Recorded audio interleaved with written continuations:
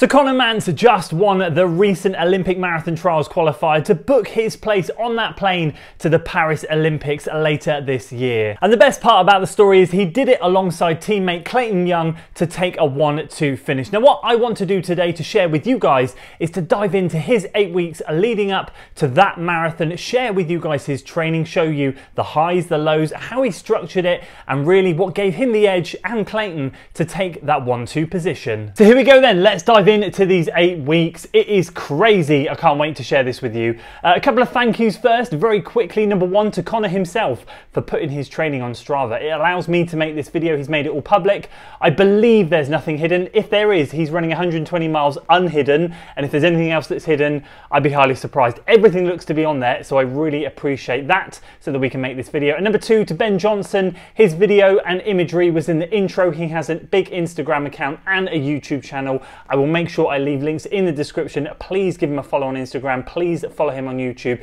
He's putting out some great stuff. So massive thanks to Ben once again for letting me use his pictures and video. Right, let's do this in 2-week chunks. This man's pace to heart rate is unbelievable, but then it has to be if you're running the paces that he is, and your mind will be blown as we go through this. So more easy double on the Monday, heart rate 125, 136.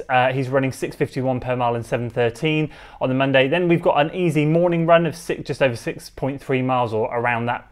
And then he's got 12 by a K in the afternoon. Looking into this, I think the first 10 were 255 to 259 per K.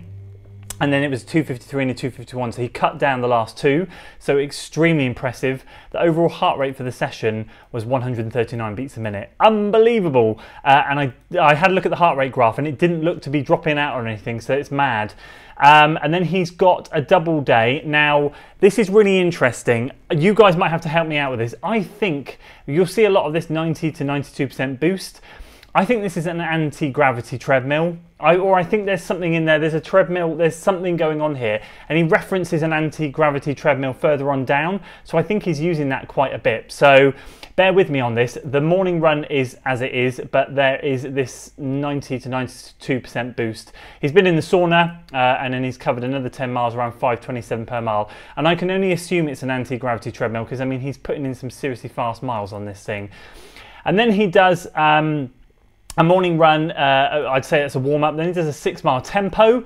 I remember the comment on that. He had his watch covered up for the first 2 miles because it was so cold, and then I think the last 4, I don't know if he worked it down. And then he did a longer cool down, and then he did again a 90% double boost, double threshold. So an 8-mile progressive run, started at 6 flat, got faster. Last miles are 6:34, 6:26, 6:32.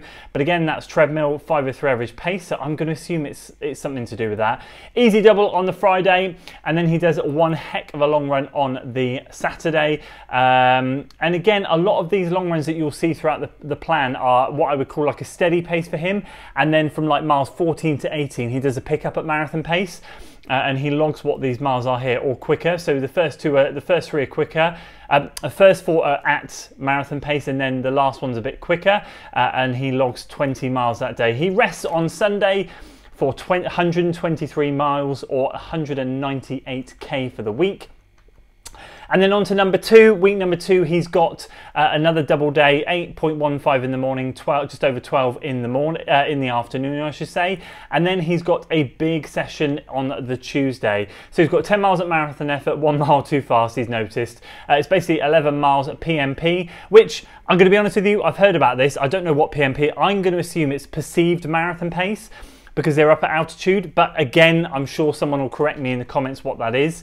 But he does 18 miles that day, or that morning I should say, and then another 4 miles, heart rate 123 at 6:47 per mile. Madness afterwards, so whether that's a cool down, but that's 22 miles for that day.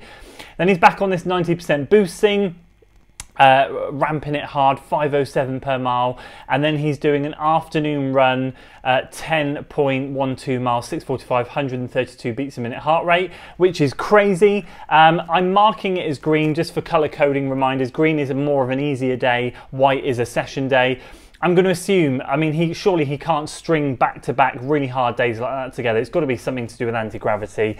And then he does 5 by 2K on the Thursday, just over a half marathon, runs it off Clayton's watch. So that was a good Thursday. Then he does again 90% boost, 1,250 foot of gain, and then he does an evening double. So again, a nice low heart rate there of 137, and then he runs a 25-mile long run. Felt tired today, 4-mile pickup from 19 to 23, 443 average through 3, then ran about 432 for mile 4 of the pickup. So yeah, absolutely crazy. 25 miles in total, 542 per mile, totaling 127.1 miles or 204.5k. That's the biggest mileage week in this 8-week build. So then we roll into weeks 3 and 4. So this is Christmas Day. So he does some heat training on Christmas, treadmill run. He's got some prototypes from Nike, very nice indeed. And then he does an outdoor run later on, so an easy double that day. Then he does an easy morning on Boxing Day, and then 3x2 mile in the afternoon with Clayton, I believe, again. So he covered around nearly 10 miles on that day, and then he did another afternoon run, nice and relaxed to top that up. He did a morning easy, well, he did an easy double this day, basically, one outside, one on the treadmill. And then the next day, again, this 90% boosting, pace 528 per mile, and then he did a session in the afternoon. So he's obviously poorly this week by the look of it, but he did 3 by a mile, a tempo mile, 1200. He did all sorts here. He's put all the paces here. It was a pretty insane session, nearly 15 miles covered. Really, really impressive stuff. And then he's back on this boost again on the Friday, a progressive run, and then an easy one in the afternoon. And then the long run, 20 miles covered. Still sick, but felt surprisingly good. So obviously the illness is passing. Pick up from 14 to 18. So again, you'll see this is the 3rd time he's done a long run now where there's this same 4-mile pickup at the end of the run. There's no variation in long run workouts here. It's just a solid long run, excuse me, with a 4-mile pickup towards the end. So he covered 20 miles, 538 per mile. He rests on the Sunday again, and he runs, I haven't formatted that properly, 122 miles or 197.79k. And then moving on to the halfway point, 4 miles. 4 miles, week 4. He runs with CJ Albertson, so I think he's down at sea level here. So he does an easy double here, and then he jumped into a sesh with CJ on the Tuesday. Again, perceived, I'm going to say it, I'm going to commit to it, perceived marathon pace. Went too fast. Guess it's a sea level equivalent. Being at sea level threw me off. CJ's coming off from being sick. I looked at CJ's run. He did say he got dropped a couple of times, so I'm assuming they were running together for a bit there. 18.2 miles, and then he did another easy double in the evening, so a good 20+ mile day there. Here we go. This is why I'm thinking it's an anti-gravity treadmill. 90% on Alter G. We, had Scott work on the cast and ran on the Alter G. We had an early morning flight, so my wife and I were both pretty tired. Alter G is an anti-gravity treadmill, and then he I don't know if he's flown home by that point, but then he gets another 12 miles run in the evening. No heart rate data for that one, so a relaxing day. I say relaxing on the anti-gravity, still 515 per mile. It's madness. Then he does a session on the Thursday, so he's got a morning run and then another morning run, and then he's got missed mileage that he's written down, and then he's from the indoor track, and then he's just put the distance there of what that missed mileage is. You can't see any session details here, but I'm judging it based on what someone else was tagged with him in the run. It was like 6x800 or 4x800, I think, so it was a speed session. Easy double on the Friday, morning run outside, and then the 90% boost again in the evening, where he covered 8 miles, 520 per mile. And then he did another big long run, 25 miles, 544, thanks to Clayton and Todd. Clayton helped by leading the pickup. So again, exactly the same. He hasn't put the splits down, but another 4 mile pickup there, meaning that that is the end of week 4. Rests on the Sunday, 126.3 miles or 203k. And here we go with weeks 5 and 6. 2 more big weeks before we start to cut down. So again, another double on the Monday. Monday seems to be an easy day. Tuesday session, he's got a morning run, and then he does a session 12 by 1,000 meters at threshold off a minute's rest. Look at these paces, they are so damn quick. 14.41 miles covered. His heart rate for the overall session is 150 beats a minute. So low, it's unbelievable. Easy double on the Wednesday. Ice is the name of the run, so it was obviously pretty icy out there. Just over 12 miles covered, and then again 6 miles on the boost. So 8 miles in the evening, 6 flat per mile. So that's one of the lower key runs that he's done there. And then Thursday, this I believe is a workout that's on YouTube on a channel called Track All Access or something. I've watched the video, it's incredible. I'll see if I can remember to put a screenshot up of the video.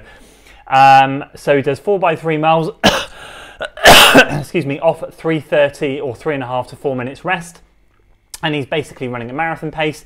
As you can see here, the first 3 are all very controlled marathon pace, and then he is able to kick on. If you watch the video, you'll know exactly how that session goes. It's amazing. Both him and Clayton do it. It's brilliant. 18 miles covered, 5:58 per mile, heart rate 148. That's really solid that day. Another double day, another easy double. Morning outside, evening boost. Again, a bit quicker, that one, 5:26 per mile. No pickup in this long run. The first time you'll see no pickup. So he still covers 23 miles, but it's 5:45 per mile, 153 beats a minute heart rate, and that takes the week to 120 miles or 193k. And then we roll on to the 6th week, which is an easy double again to start off with, both outside. But the duration of some of these runs is really good. So it's an hour and a half basically, 6:36 per mile, 138 beats a minute heart rate. And the morning one is 7.5 miles. So he's running over 20 miles that day. And then here we go. This is an interesting one. So warm up, missed mileage, and then fatigued mile. 8 mile fatigue, 1 mile repeat, 4:16 before lightning came, we were told to leave. Fatigue in the Vimeros, mile in the Alpha Flies. So we did a lot of that run in Vimeros. 10.1, you all know how heavy Vimeros are. 10.12 miles, 5:26 per mile. Then he did a lunch run, and then a magic track. I heard working out here helps your speed, probably because it's so windy. And then he does 3 by a mile at 4:14. 4:13 and 4:09. So basically it's a double threshold day. It ends up being, I gather from reading Clayton's statuses on that, which had a bit more detail, there was lightning out on the track, they couldn't use it, so they switched it into a double threshold day. So that was a really solid day. Then they were in Miami, then they went to the course. I only said Miami then. Then they went to the course itself where they were going to be running. Was it Miami? I can't remember now. That shows how bad my geography is. It's in Florida somewhere. So they did a course tour. So they did the loop of the course, and then they did an afternoon run. And then after that, they did an 8 mile tempo with Nico and Clayton. Again, there's a video on this on YouTube. I can't remember who with, but I've watched, oh, it was with Bandit, I think. Or was it Bandit? I can't remember. Someone's recorded this video. So this was another really good one. 7 miles at PMP, I think it was, so perceived marathon pace, and they cut down the last mile, and then they did an easy run later. A single run on the Friday, just over 11 miles, and then he did the last long-ish run. I say long-ish, still nearly 18.5 miles, but for them it's cutting down a bit. There was a lot of traffic, stoplights, all the stop and go made my right hamstring hurt a bit, so we went to a path around the lake to run. 4 mile pickup starting around 12.5. My watch said 4:47, 4:42, 4:38, 4:29. Clayton said whatever, so not sure why they were so different, but they were still in Florida at that point getting that one done, and then rest on the Sunday as per usual, meaning they got just over 100 miles, 103 to be precise, or 165.76k. And then the final 2 weeks, these are nice and easy because a lot of them aren't doubles. So an easy Monday, a session on the Tuesday, 2x4 mile, 4:45 and 4:41 per mile average, so around marathon effort. But obviously he's at altitude there. So treadmill on the Wednesday, nice and relaxed and easy run, 6:09 per mile, no heart rate data, but that would be relatively easy for him. 8x800, ranging from 2:04 up to 2:10 on the indoor track, and then he does an afternoon double, nice and easy. A morning run on the Friday, 125 beats a minute heart rate, so very relaxed. Fluid practice on the Saturday, so he runs a half marathon basically, 80 minutes, 144 beats a minute heart rate, so he's doing, yeah, fueling practice. Rests on the Sunday as he has done every other week, and then that is 72 miles for that week. And then if we go back, he starts off with his loop that he's been doing on the Monday, but just brings it down a little bit. So yeah, just over an hour, 125 beats a minute. And then he goes to a 3 by mile sesh. That's his sesh. That's what Clayton did as well on the Tuesday. Treadmill on the Wednesday, nice and easy. Outside run on the Thursday. Last shakeout run on the Friday. And then he runs the marathon trials, Olympic marathon trials qualifier marathon on the Saturday with a little warm up. And then he morning run with Clayton, 26.49 miles, 4:52 per mile, 2:09. Now he's put a massive race debrief on his Strava.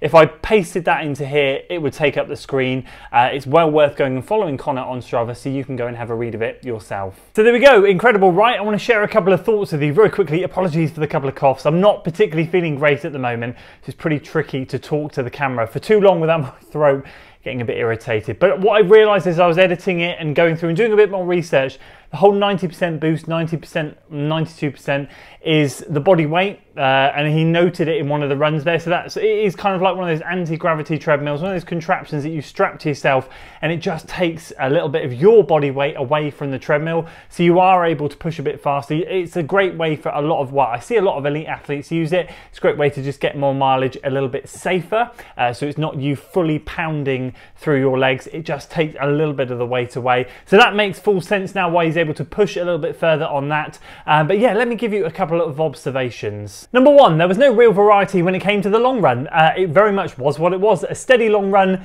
with a 4 mile pickup towards the end, which is clearly very effective and something that maybe I should consider for my training at some point. It looks to be a very good long run, but there was no variation in there, and I believe that was probably going to be because they were getting a lot of good marathon specific workouts done in the week. So the long run was just maybe more about time on feet. I don't know the rationale behind it or the reasoning. Obviously their coach knows, not us, but I thought I'd share that. Obviously we see a lot of runners do variations in long run workouts. I love to do them, but he very much stuck with what he knew. So did the group that he was running with. So that was interesting to note. Number two, not as many shorter speed sessions as I thought there would be as well. Again, it's not a criticism, it's just what I observed. I see he had like a 6x800 in there, and then he had a couple of workouts sprinkled in that had some shorter, sharper stuff.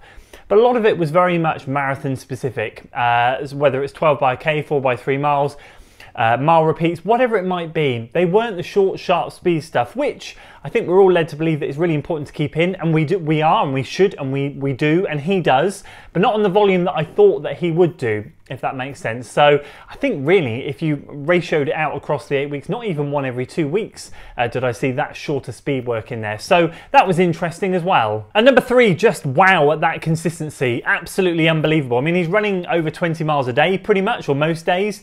He's clocking 120 miles a week in 6 days. So it is pretty much 20 miles a day, some just under, some just over.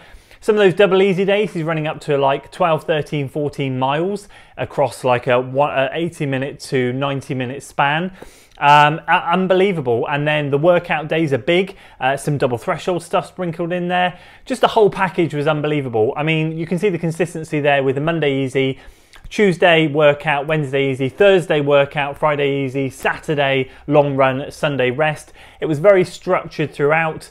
Yeah, just, I mean, lifetime miles counts. I say it in every single video, but again, Conor is just a testament to, if you look at that, how consistency pays off over a long period of time. So there we go. I'd love to hear what you think. I mean, if we look at it and we lay it out on the table, it's not rocket science, is it? Big mileage, big consistency, lifetime miles, and some good solid long run workouts, or long workouts and long runs, I should say, in Conor's case. Yeah, absolutely unbelievable. If there was anything else hidden, I'd be highly surprised. I'd love to know, but 120 miles over 6 days is pretty darn impressive.